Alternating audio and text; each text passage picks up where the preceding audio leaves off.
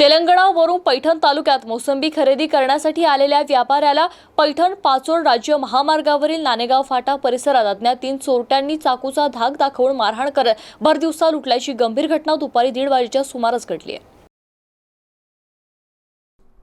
पैठण कृषी उत्पन्न बाजार समिती उपमोसंबी मार्केट पाचोड येथे मोसंबी खरेदी विक्रीचा व्यवसाय जोरात सुरू आहे। 500 ते 1000 टन मोसंबी या पाचोड मोसंबी मार्केटमध्ये सध्या विक्रीसाठी दाखल होत असल्याने देशभरातील व्यापारी या ठिकाणी मोसंबी खरेदी आणि विक्री करण्यासाठी दाखल झाले आहेत। गुरुवारी दुपारी 1:30 वाजेच्या सुमारास तेलंगणा येथील व्यापारी जितेंद्र हाके आणि पाचोड येथील स्थानिक व्यापारी कृष्णा मोटकर हे दोघे दुपारी दुचाकीवरून मोसंबी खरेदी करण्यासाठी पैठण तालुक्यातील पाचोड राज्य महामार्गावरून पाचोडकडून पैठणकडे जात असताना पाचोड पोलीस ठाणे हद्दीतील नानेगाव फाटा परिसरात अचानक कृष्णा मोटकर यांच्या दुचाकीला लात मारून त्यांना खाली पाडले।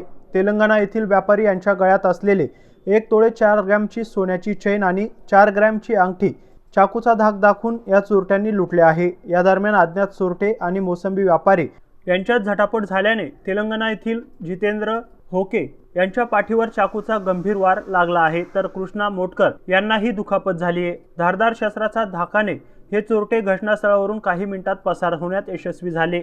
या घटनेची माहिती ग्रामस्थांना मिळताच तात्काळ या व्यापाऱ्यांना पाचोड येथील ग्रामीण रुग्णालयात उपचारासाठी दाखल करण्यात आले असून वैद्यकीय अधिकारी बाबासाहेब घुगे हे या दोघांवर उपचार करत आहे।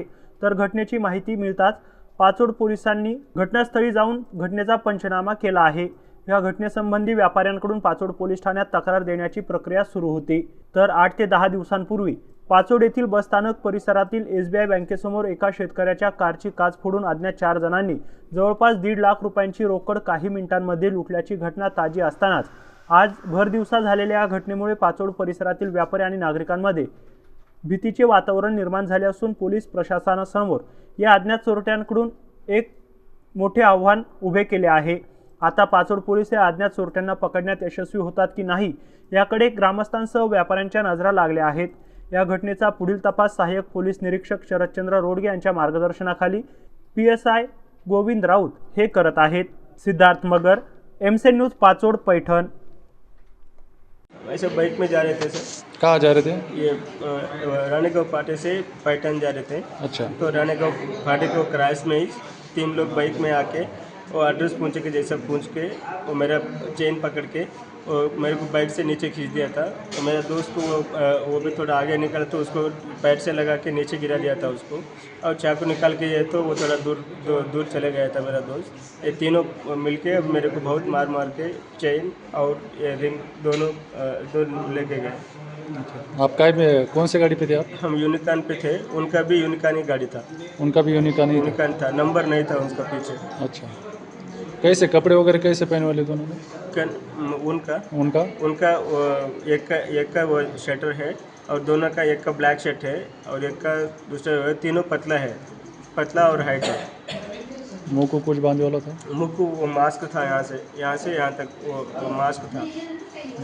कैसे मारपीट की आपसे? क्या कैसे मारा आपको? वो चेन खींचे तो चेन में नहीं दे रहा था, मेरे हाथ में पकड़ लिया था मैं चेन, और चेन में हाथ के और उनसे भी लड़ रहा था।